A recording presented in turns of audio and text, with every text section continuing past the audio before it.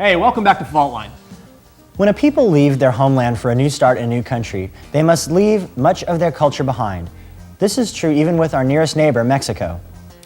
As each new generation is born, many things are lost. It is a toll compounded by every new generation as the years pass. Fortunately for these new generations, the knowledge of their ancient, rich culture is retained within their colorful and vivid art. This art is displayed to preserve the knowledge of their heritage through Mexican art. Faultline producers Silvia Salas and Cuellar will now take us for a brief tour of Mexican art. Hello, my name is Cuellar. My name is Silvia Salas. And today we're going to be taking a look at the angles of Mexican art. We will first begin by taking a look at the Cal State exhibit of the Huichol yarn paintings. And then we will transfer right over and look at what the Ballet Folklorico of Cal State San Bernardino is doing. Imagine 500 years ago, indigenous civilizations residing here in San Bernardino. Today, however, obviously that is not the case. Today we have structures, buildings, classrooms, paved roads. It is a hard-fought struggle of all indigenous civilizations that once lived in their territory, but it had eventually taken over by another race or another people. Such is the struggle that is lived today in the Huichol civilizations in Jalisco, Mexico. Here at Cal State San Bernardino, we had the privilege to witness the Huichol struggles through the vivid and colorful yarn paintings. And now let us take a look at some of the paintings that we have with us today.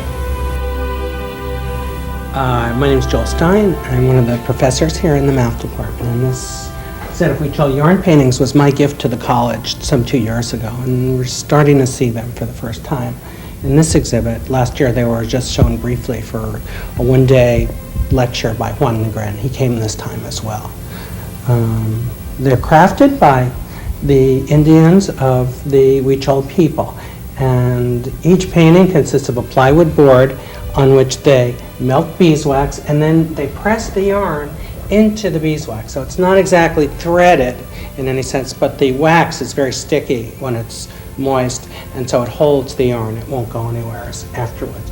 And they all tell stories about the Indian gods. So within this tabla or Huichol yarn painting is a story about certain characters that appear in the Huichol mythology.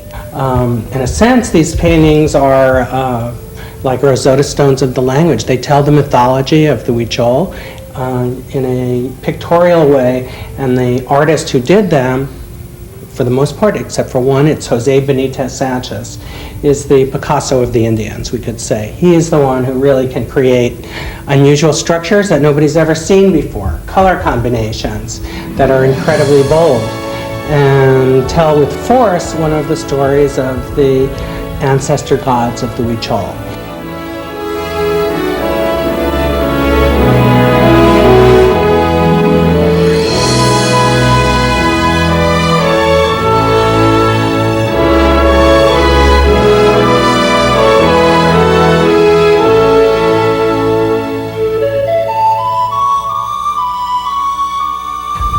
The title of the painting is "The First Cultivator Drifts on His Canoe During the Flood." And the first cultivator is Watakame.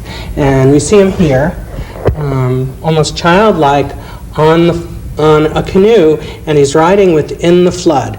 There's a snake that follows him. The snake is his path in life and his path through the flood. And the creature touches the third eye of the bird, 1, 2, 3, and almost lifts the bird a little bit. And you can see that the toe of the bird from his claw is now released from touching Watakame. So Watakame can be released and come out into the dry land after the flood and begin the cultivation of the new grounds.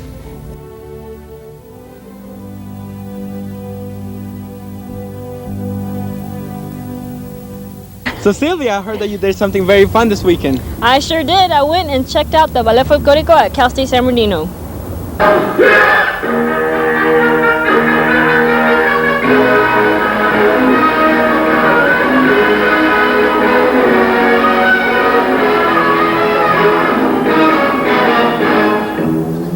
Ballet Folklorico is another form of Mexican art. It has been around since Mexico's revolution in 1910. We're going to be looking at 3 specific dances: La Danza del Venado, zoot zoot dance, and danza norteña. Why don't I let them show you how beautiful this dance can be, and I'll show you what it is to practice.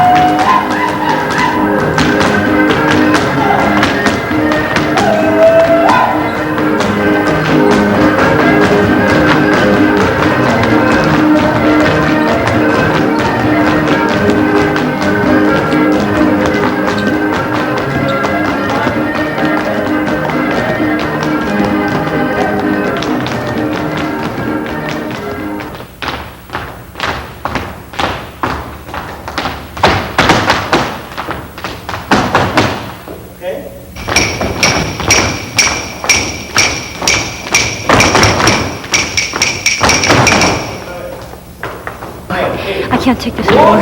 This is too much.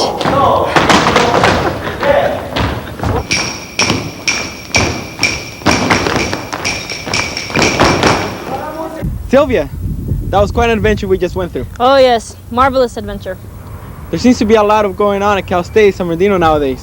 Oh yeah, we had the Huichol, art exhibit that went on. When did it go on? It went on until the middle of February. Yeah, and then, we have the Ballet Folklorico going on today, right now, at this very instant moment, So can I try out?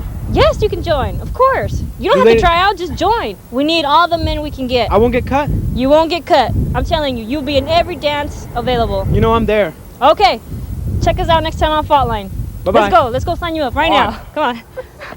For more information on the Huichol, please contact the Visual Arts Department here at Cal State San Bernardino. The Huichol was displayed locally through February 21st, 1996. For those interested in joining the Ballet Folklorico, practices are held from 11 to 3 p.m. in room 102 of the new Chambliss Sports Complex. Well, that's it for this season premiere of Faultline. Next week, we'll bring you 3 more stories of the Inland Empire from our studios here at Cal State. Faultline airs each week right here at various times and is repeated again later in the week for your convenience. Check your local cable guide for the times and dates. Faultline is written, produced, and directed by the students at California State University, San Bernardino. We hope you enjoyed the show, and as always, we welcome your comments or suggestions.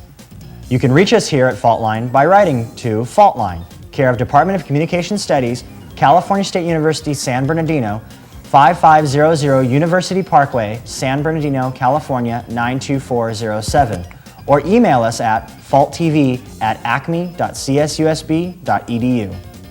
Tune in again next week, same time, same station, for the next edition of Faultline. See you later. See ya.